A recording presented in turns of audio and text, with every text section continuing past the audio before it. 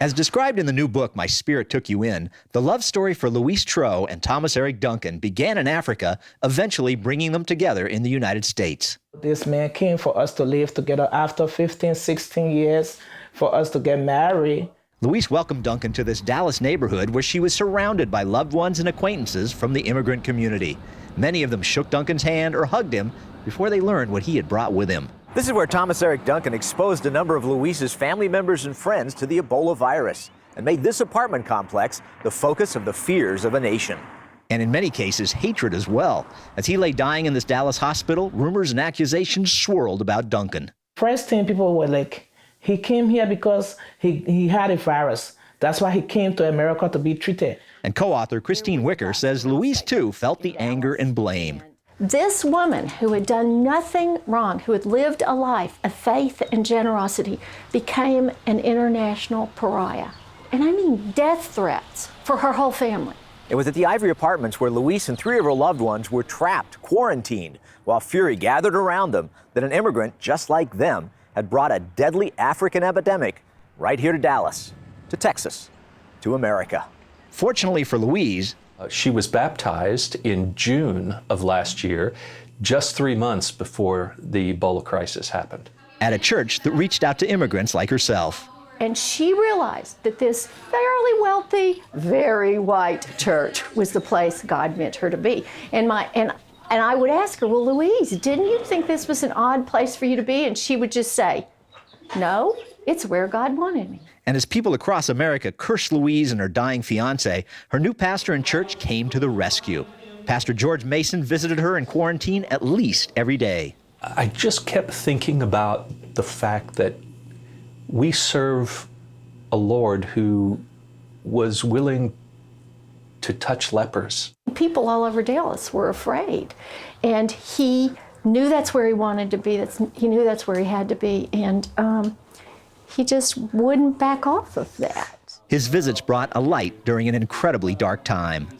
And he came, he read the Bible to us, and he said, at church, everybody are with you. He came around so much, Louise began to feel guilty. She said to him, don't you have a home? You always here, you come every day. But for Mason, being present was vital. The power of God to heal and bring life to people was made manifest in his presence. Meanwhile, frightened authorities wouldn't listen to Louise, herself a healthcare worker and somewhat of a germaphobe. She told them they didn't have to destroy her possessions to make sure no Ebola virus would escape her apartment. My daughter and myself disinfect this whole room, and from day one, I've been disinfecting this place. That wasn't good enough. They were just slashing and breaking and in these big suits. So Louise lost everything. She lost her reputation. But her Wilshire Baptist congregation and many other believers reached out with love and generosity, replacing most everything she lost. The church responded magnificently and sacrificially to Louise's situation. 3 Wilshire families came forward and said, we're going to put up money to buy her a place. They found this place and they put up $25,000 apiece. We didn't do for Louise what we wouldn't do for anyone else, but it was on a very public stage. And so people, I think, got a window into how churches operate all the time.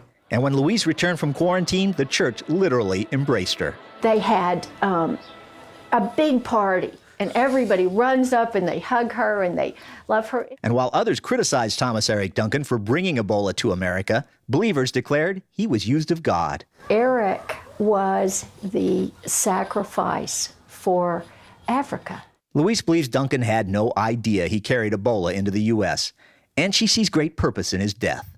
His life was given for the Africans to be saved, for everybody to get concerned about this Ebola around the world. Liberians were dying every day in Africa, and the world was paying no attention. But when Eric became ill and came to America, Ebola now had a face, and all over the world, people began to pay attention. God can be in the midst of this, and that good things can come out of something terrible, because that's the nature of the gospel. Paul Strand, CBN News, reporting from Dallas.